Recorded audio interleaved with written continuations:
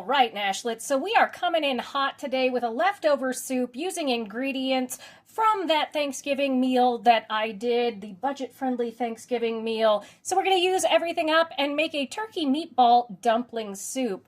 First thing you're going to do is get your soup pot. You're going to heat up 2 tablespoons of oil or 2 tablespoons of butter. That is up to you. We're going to take that half an onion that was left over from the half an onion that we used for the gravy, and we're just going to saute this for a little bit until our onion is translucent. So just go ahead and do that, and I will see you in a few. I forgot to say we're doing this over medium heat. My stove goes from 1 to 10, so it's 5 on my stove. And we've got these onions a little bit translucent. What we're going to come in with is 6 cups of water and whatever gravy we have left over. In my case, it was 2 cups of gravy. If you don't have any gravy, that's fine. You can use stock, you can use broth, you can use bouillon, you can use anything you like. We're going to season this up later, but this is a great way to use up our leftover gravy. And we will season it after it's been bubbling for a little bit here. And if you have celery and carrots and all that to do for your soup, then do that. That's perfectly fine. You can use any veg that you have. You can put beans in. It's all good. All right, next we're going to come in with our leftover meat. Just chop up whatever meat you have left. I had my meatballs. We're just going to throw these in. I cut them into bite-sized pieces, and they are covered in gravy because I stored them in the gravy. So just get your meat in there and go ahead and give that a stir again over that medium heat. Now let's get our veg. If you have leftover veg, go ahead and throw that in. If you don't, throw in some cans of corn, some cans of peas, some cans of whatever you've got. I've got a bag of peas and carrots frozen because my veg got eaten. So just going to throw in some frozen peas and carrots here.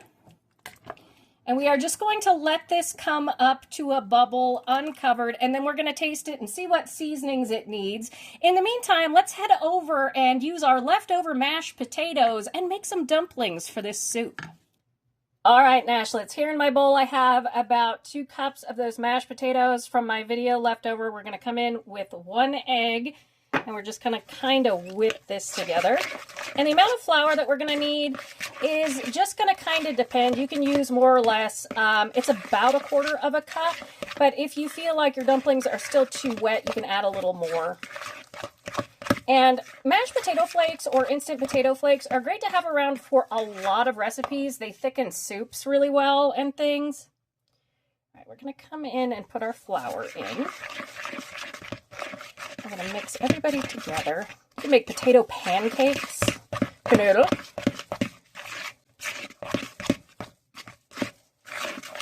And the thing is, just make sure you get everything incorporated really well together.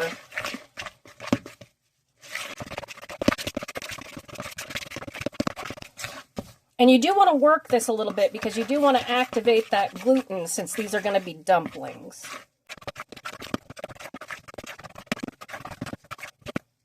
Now, I need a little bit more flour, so I'm going to go get another, about 1/8 cup.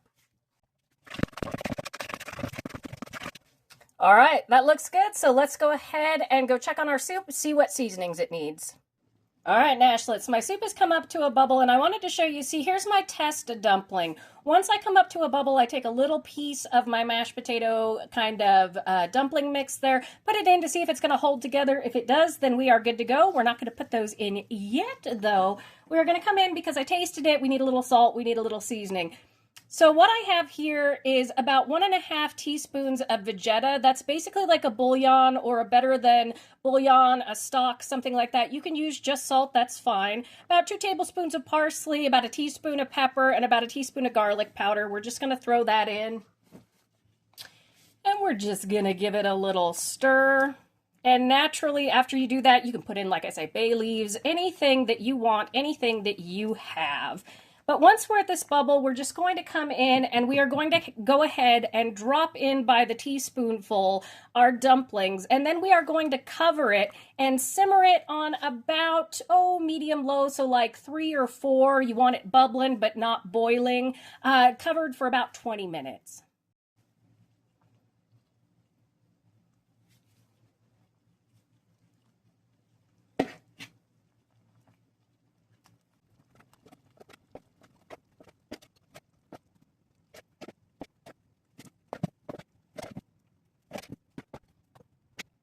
All right, Nashlets, everybody's in the pool. I'm going to cover this up and let it cook for 20 minutes.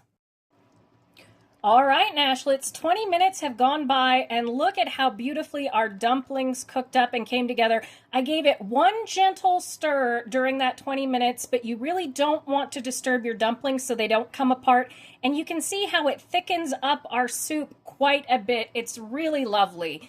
I'm going to go ahead and link the Vegeta that I use in the description because it's an inexpensive product that goes a long way to flavoring a lot of things, and that's the best way to make use of everything in your kitchen, is just having things like soup seasonings, stew seasonings, multi-purpose seasonings in there to really get the best bang for your buck and change up simple things to make them really spectacular.